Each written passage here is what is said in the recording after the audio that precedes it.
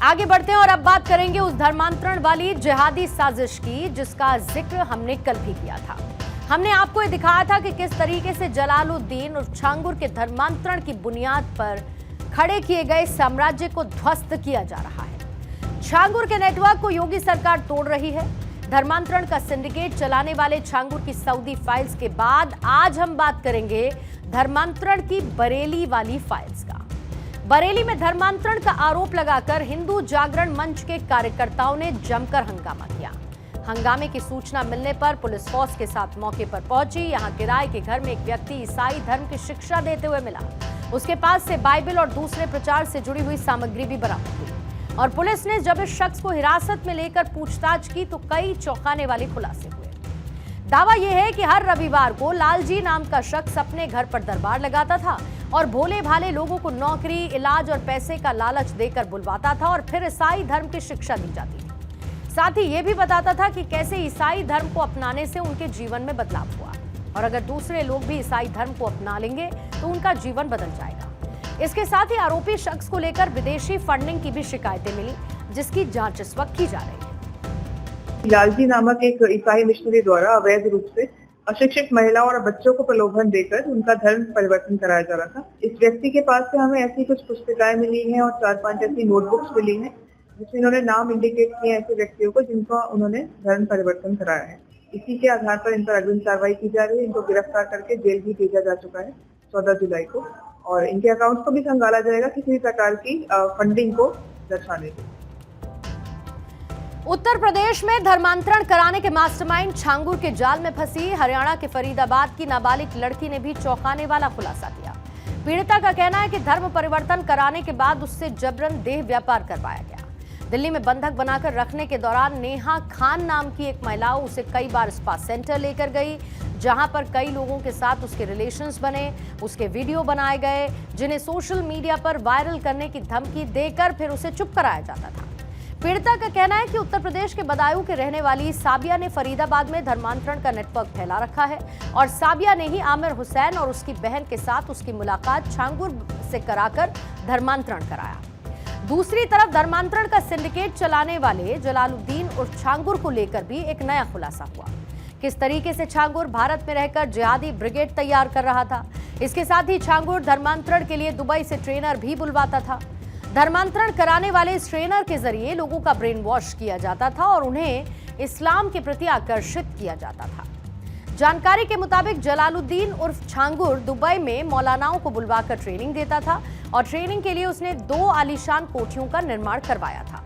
इन कोठियों में तहखाने की तरह ही कमरे बनाए गए थे। शजर तैयबा किताब भी इसी उद्देश्य से लिखी गई जिससे लोग आसानी से इस्लाम को समझ सकें। इतना ही नहीं, छांगुर हिंदू देवी देवता विरोधी किताबें छापने की भी बड़े स्तर पर तैयारी कर रहा था ताकि इसके जरिए हिंदू लोगों के मन में अपने धर्म के प्रति घृणा का भाव पैदा किया जा सके।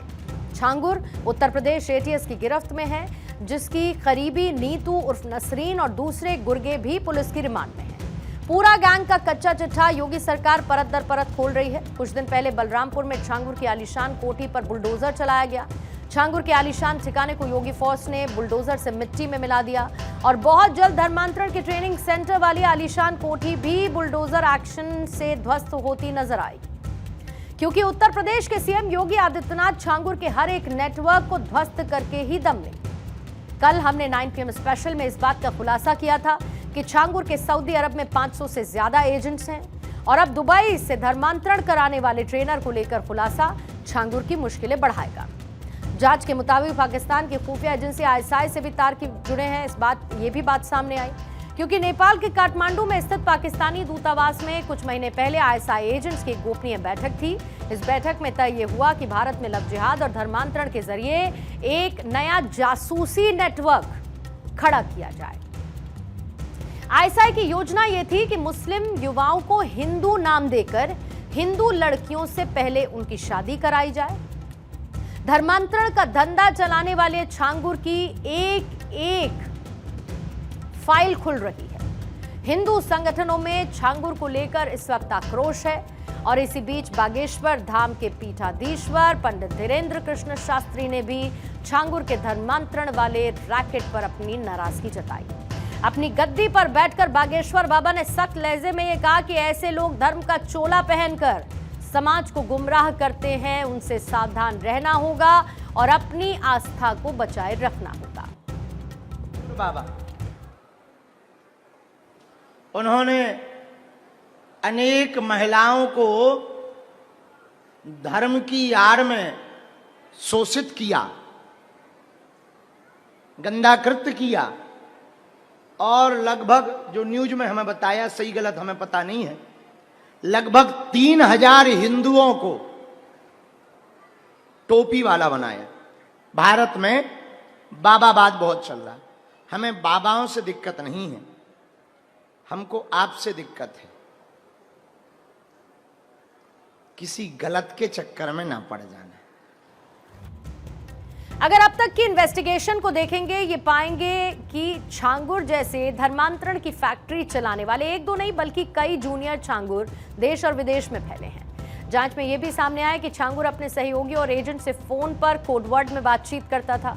एटीएस के पास उसकी कई कॉल रिकॉर्डिंग्स हैं और इन रिकॉर्डिंग्स को डिकोड करने पर चौंकाने वाले खुलासे हुए, जैसे कि मिट्टी पलटना शब्द का इस्तेमाल धर्मांतरण के लिए, लड़कियों को प्रोजेक्ट कहा जाता था, कॉल में काजल शब्द मानसिक उत्पीड़न का कोड था और दर्शन शब्द का मतलब होता था लड़की से मिलवाना।